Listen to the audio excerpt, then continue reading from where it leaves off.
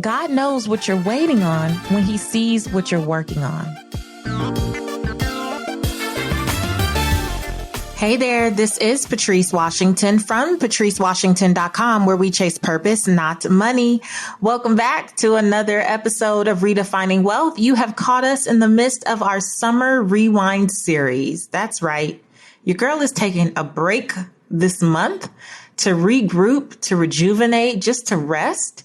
And after all we've been through in 2020, I thought it would be really good for me and you to take a look back at some of my favorite solo episodes that really, they really seek to enhance our expectancy.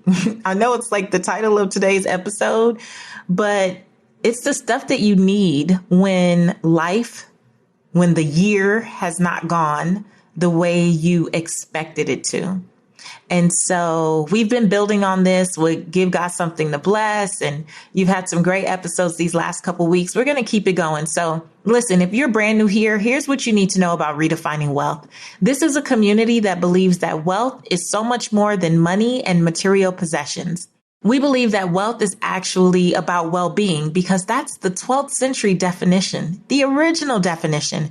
And so if you want to learn more about our 6 pillars, then I suggest you go to patricewashington.com/start here.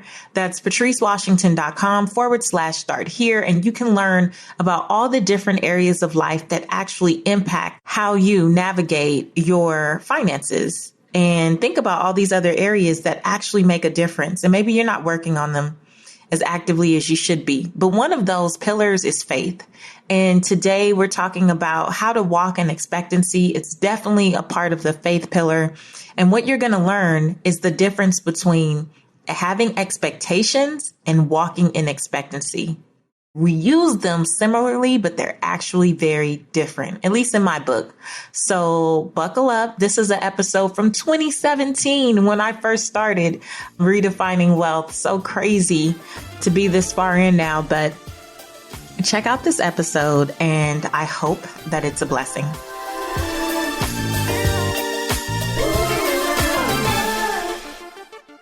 Here we go.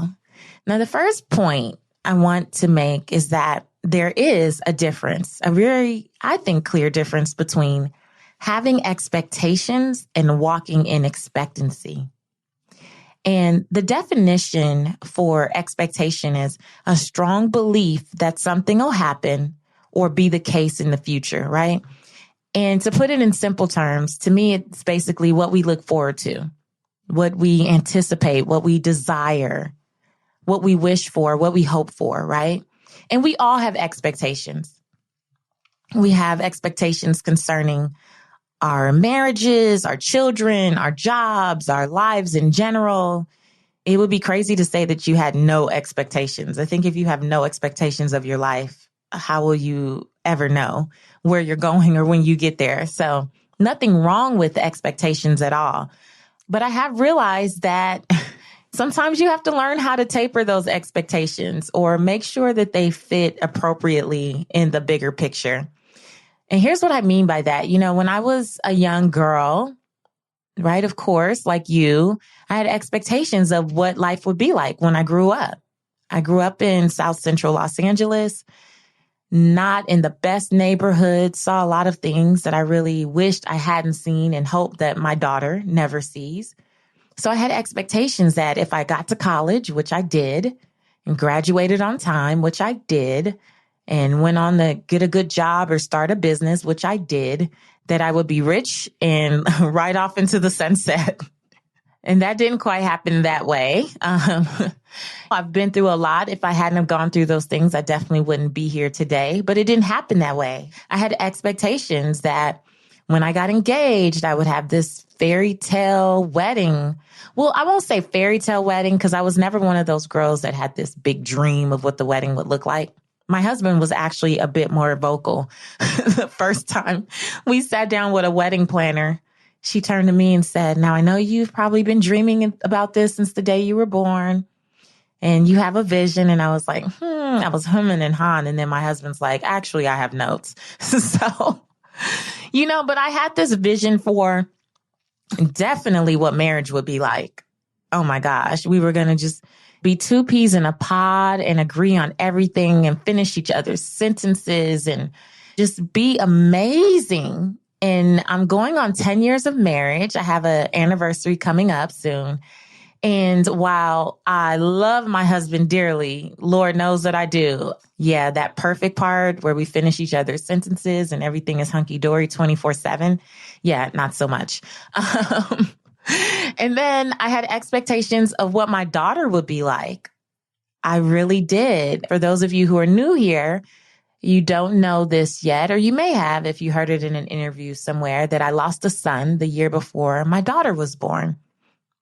And so not only was that really a difficult time, but then a year later, almost to the day, to have my daughter, of course, after losing a baby especially, I had all these expectations about her birth and motherhood and just what she would be like. And she would be my mini me and want to dress like me and do her hair like me and just be like me in every sense of the word. And so not only was my birthing process a mess, because I guess it was a beautiful mess. Words are powerful, but I spent 10 weeks on bed rest. Like, that was not the expectation. I took a fall down the stairs, ended up on bed rest. And then she was in the NICU for 3 weeks, 21 days. And I left with like almost $400,000 in medical debt. So not the expectation I had at all, right? But here's what I know. I have come to understand that as much as we may have expectations and desire certain things, what we look forward to is just not always what we get, guys. Like, it just is what it is. And there are some times I know personally where I have set the bar too high and I was disappointed. And that's been in pretty much every area of my life. At some point or another, I've had these big expectations and I set the bar too high. And then there's times in my life when really I set the bar too low and I settled for things, for people, for circumstances, for situations, for environments that were beneath me that I should not have settled for. Right? But here's the lesson. And I believe Lisa Nichols taught me this years ago when I was coaching with her.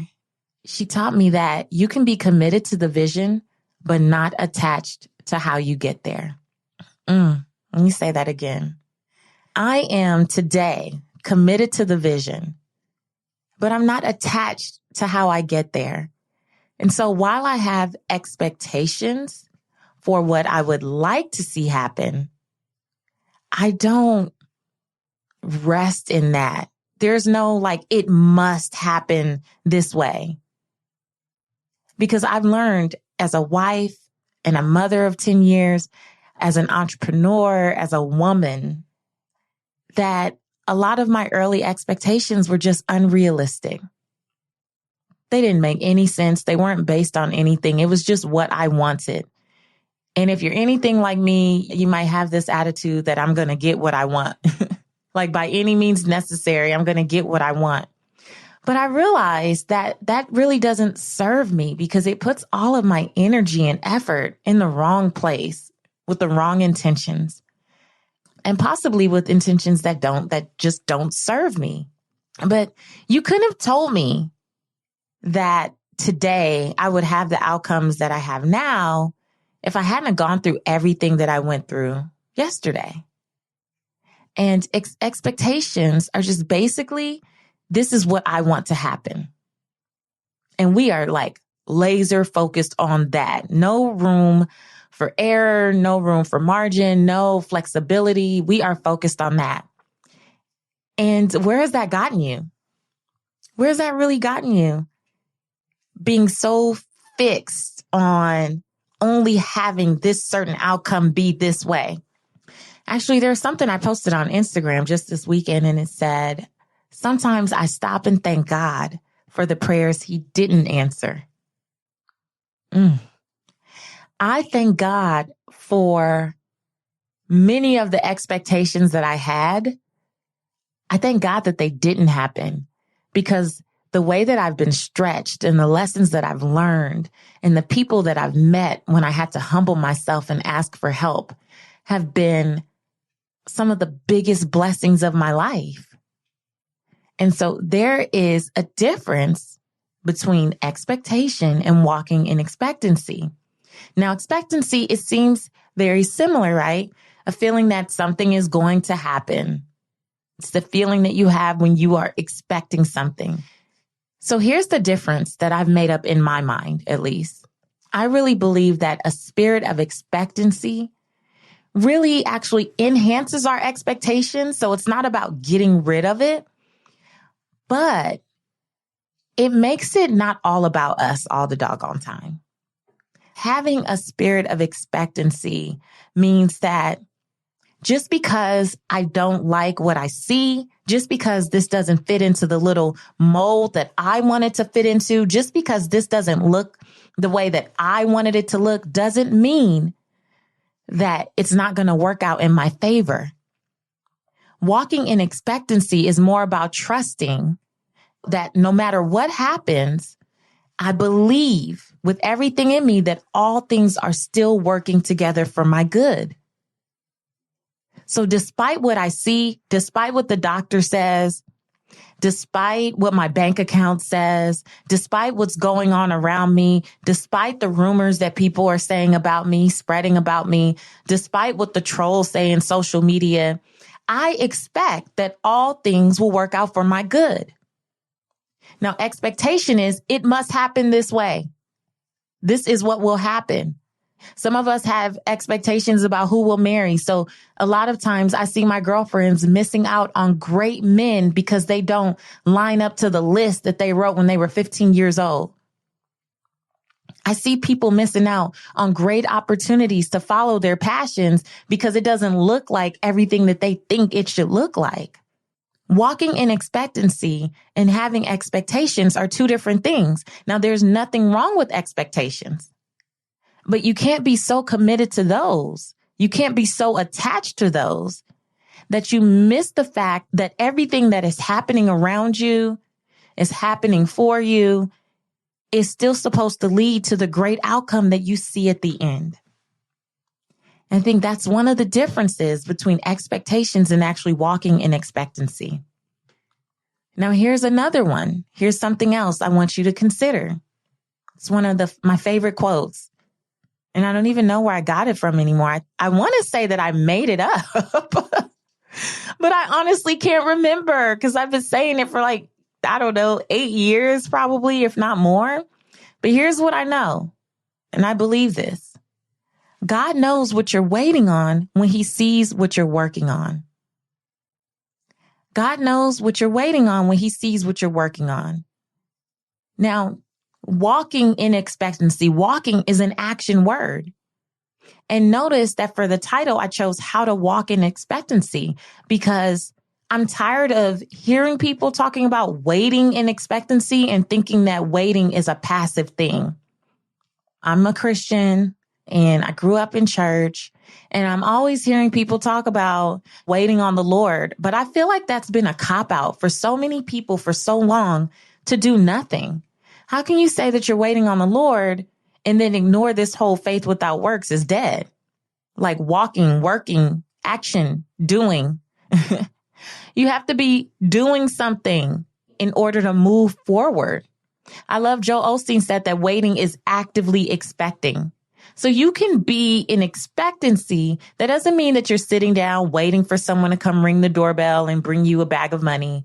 It doesn't mean that you're at your job, sitting at your desk, doing nothing, being mediocre, but waiting for a promotion or a raise to be handed to you. It doesn't mean that if you're an entrepreneur like I am, that you can sit around and twiddle your thumbs and hope and pray and expect great things to happen. Like we have to put in the work. All of the pillars at Redefining Wealth, when you look at them, when you think about what it is we talk about every week on our weekly videos, every Tuesday, or every week here on the podcast, we're talking about what we can do, not what other people need to do, what we need to do, how we need to show up, what effort we can make. And a lot of times we are waiting on things to happen. You say you want more. whatever that is, more time with your family, more money, more house, more vacations, more whatever. We say that we want more, but you have to be willing to give God something to bless. Like he can only bless the work of our hands. He can only bless what it is we put out there, what effort we put, right? How could I say that I want to be a New York Times bestselling author without sitting down and writing?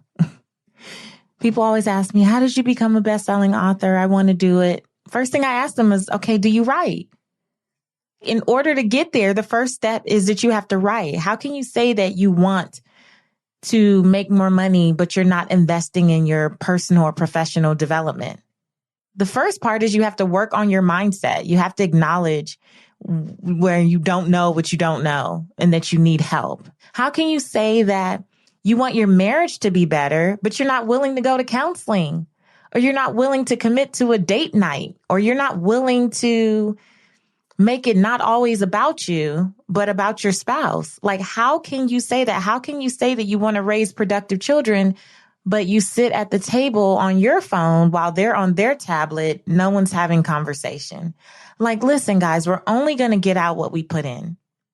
And the reality is, walking in expectancy is about actually walking. It's about actually showing up and doing the work and giving God something to bless. And I really, really do believe this point, again, that God knows what you're waiting on when he sees what you're working on.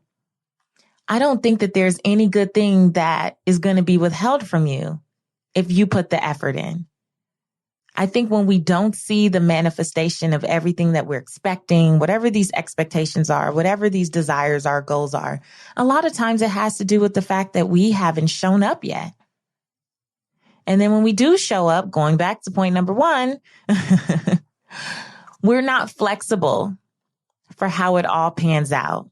And the reality is we're not in control.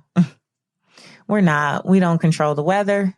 We don't control other people, including our children. They do have free will. I've learned that. There's not much we control but ourselves and our own attitudes and our own ability to show up and do the work. So that was number 2. And the third point is walking in expectancy means confidently looking for favor at every turn.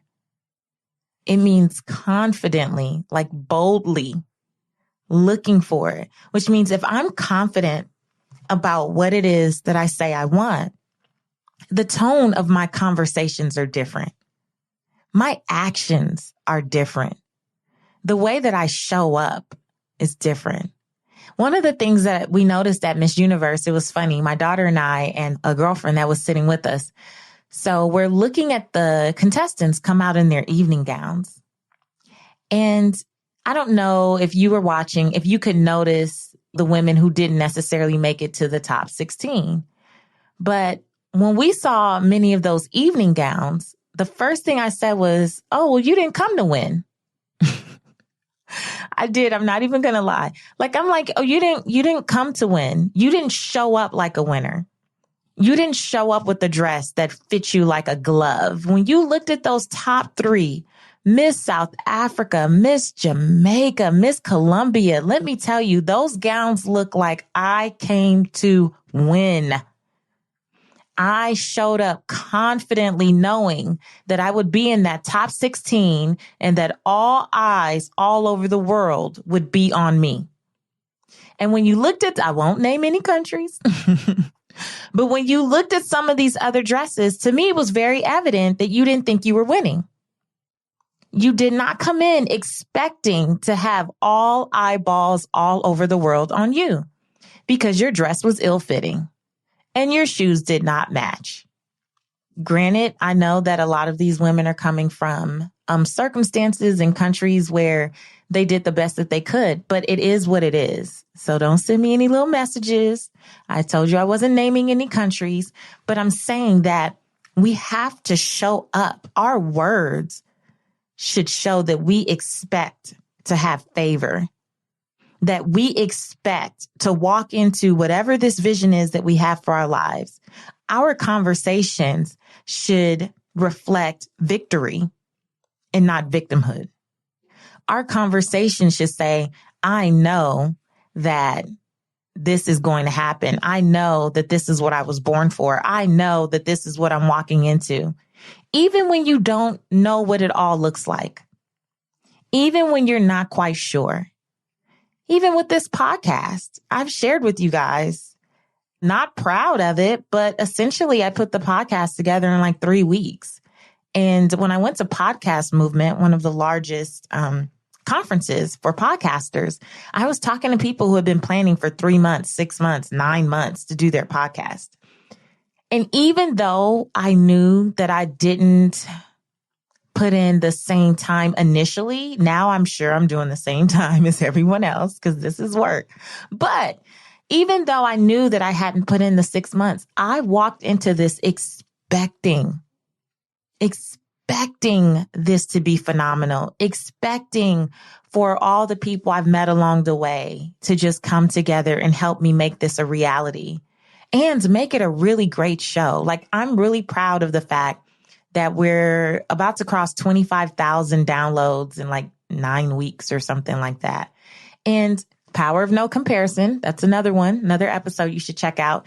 I'm not comparing myself to anyone else. I'm just proud of what we've done, what we've accomplished, and I'm proud of the feedback. I expected people to be blessed because of this podcast. I expected to receive lucrative opportunities because of this podcast. I expected to be connected with thought leaders and world changers, people who are doing amazing things because of this podcast. And every expectation that I've had has been met. Not because I was so attached to what it looked like, simply because I was committed to the vision for it. And so my conversations have reflected that. Instead of talking myself out of it, which a lot of us do, I could have started with, I don't know enough. I don't have enough time. Who's going to edit? Where will I get music? Who's going to help me put it up? Blah, blah, blah, blah, blah. Like, so many of us talk ourselves out of things before we even start. But when you walk in expectancy, you talk as if it's already done.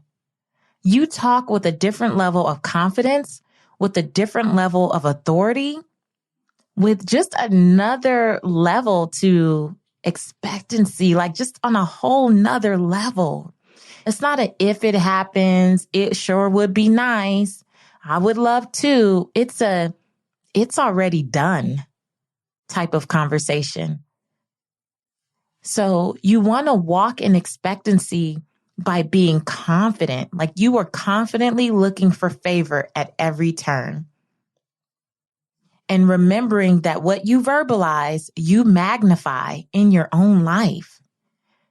The words that we speak are so powerful. And let me tell you, I am not immune to having conversations in my head or out loud where I say things that are not necessarily that positive. But the fact that I'm present to that helps me combat it, because as soon as it comes out, I make every attempt to correct it. And so remember what I'm telling you, that words are powerful. And if we're going to walk in expectancy, that means we have to speak confidently concerning ourselves, our finances, our health, our relationships, our spiritual life, whatever that looks like. That means our actions are in alignment with what it is we say we want, what it is we're believing for, with what it is we're expecting. Our actions are in alignment.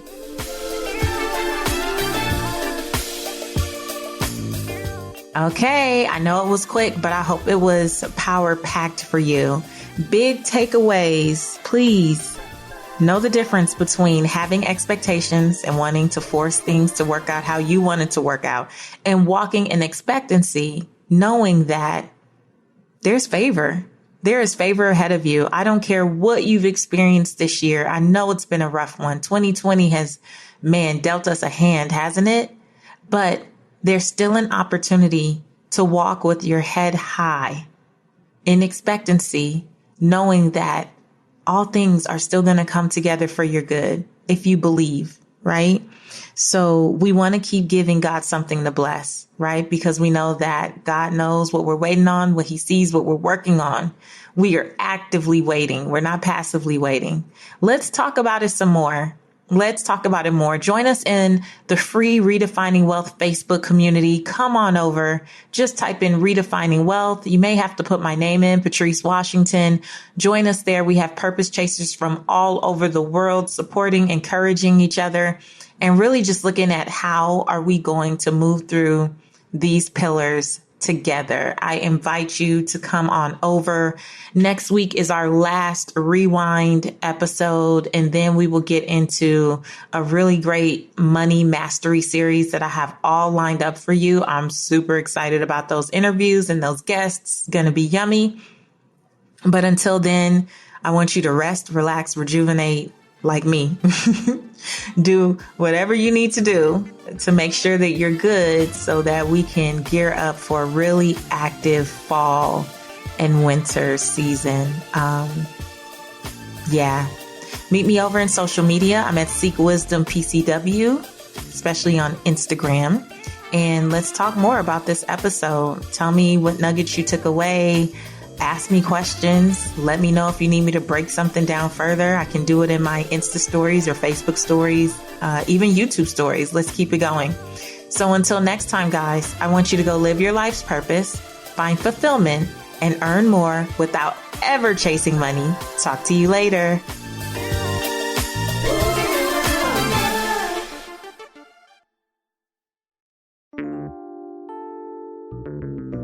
Hey, Purpose Chaser. If this podcast is stretching your mindset, beliefs, habits beyond the capacity of your current circle or sphere of influence, it's time to give yourself permission to expand.